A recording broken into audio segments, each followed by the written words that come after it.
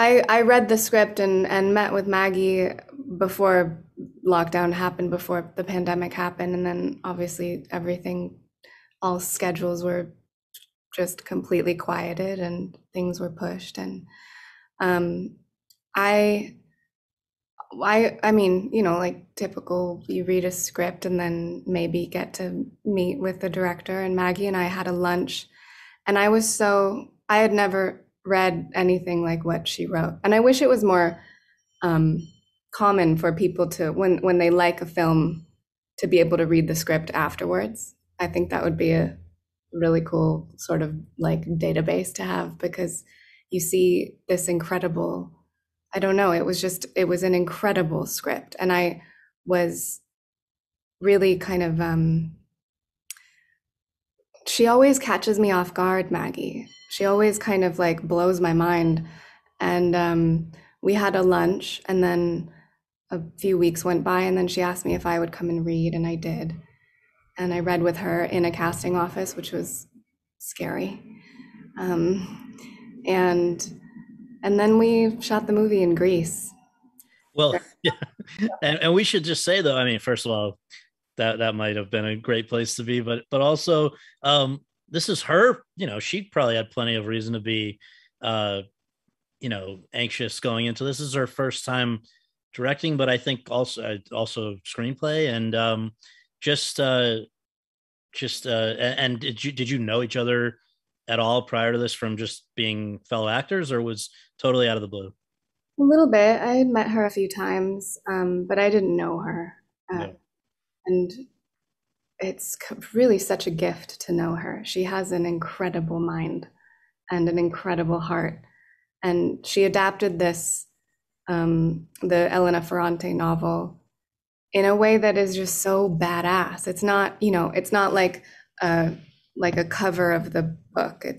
She really allowed this novel to do something to her heart.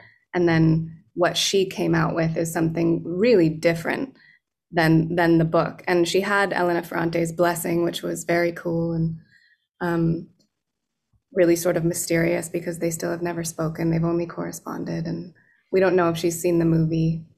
But she really wanted Maggie to make it her own. And I found that to be so brave and so inspiring, to be so affected by someone else's work of art, that it then translates into something that you think maybe other people might relate to, because it's how you were affected by it. I think maybe that's also like why it's a smaller film, and why I love it and love indie films, is because you're not being spoon-fed information. You're not being told how to feel, and when you leave a movie theater, sometimes you leave like patting yourself on the back, like, well done, I got the message that everyone else got. But when you leave a film like this and these movies, you leave with your own interpretation of what happened. And I would rather make films like that. I would rather um, provoke many different feelings and thoughts and experiences, rather than, you know, like dull someone's mind for 2 hours. Well, and a lot of people first came to know about you through bigger scale movies, 50 Shades and others. And I wonder if you would say that, do you find that, um, I think Nick sort of alluded to this, but like, do you find that you feel more free in crafting a performance in an indie, or do you know that I guess it seems like to do more daring, risky things might be easier in a movie where the stakes aren't, not that the stakes aren't high, but the budgetary stakes aren't as high. Yeah, it's tricky, because I think in larger studio films, there's kind of now becoming this sort of like horns locked battle between the new school and the old school. And there's still people running studios who have very antiquated mindsets of what a movie should be, what stories should be told, who should be in them, how they should be made. And I think that in a way, yes, I feel like I have more freedom on an indie film, just because everyone is really like really working hard to be there. And if you're lucky enough to be on a set that is, the environment feels safe, then everyone kind of works to their extreme potential. And I have felt, I think, on studio films, especially something like 50 Shades, that you really was almost like an algorithm. Like you really had to get certain things right rather than just tell the truth. And I think larger films are oftentimes scared of the truth. So Especially for this one, because the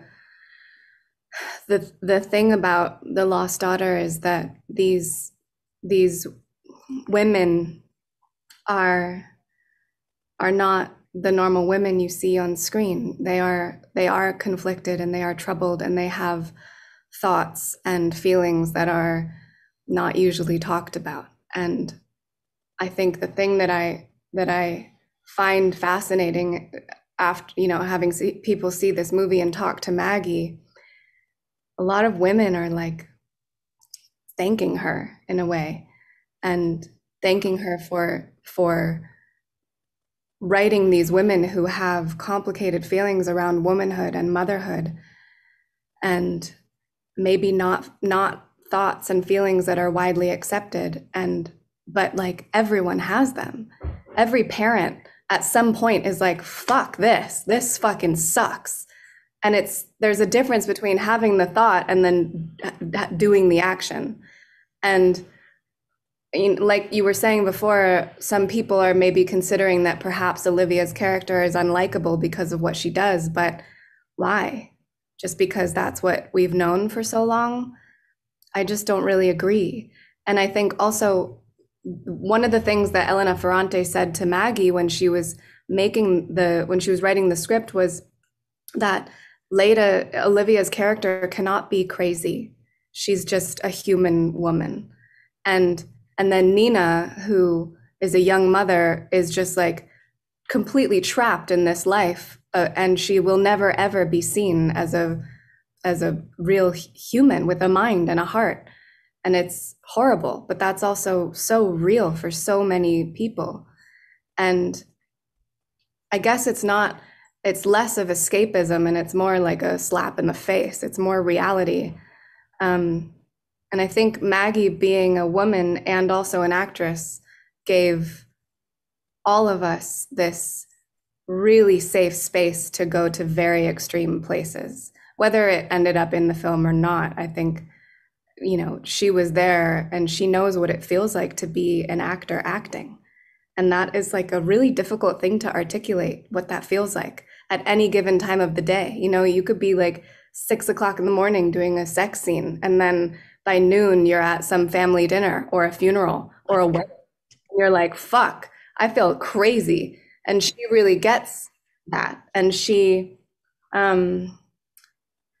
I don't know. I never worried about being stupid, and I never worried about not being seen, and I never worried about not having, a lot of the movie takes place on the beach, and I never worried about what my body looked like, and none of the women did, and that was fucking cool, because I mean, I made a big naked trilogy, and that was a thing every day was like, okay, what are you gonna do though? It was like constantly protecting myself, never ever feeling protected.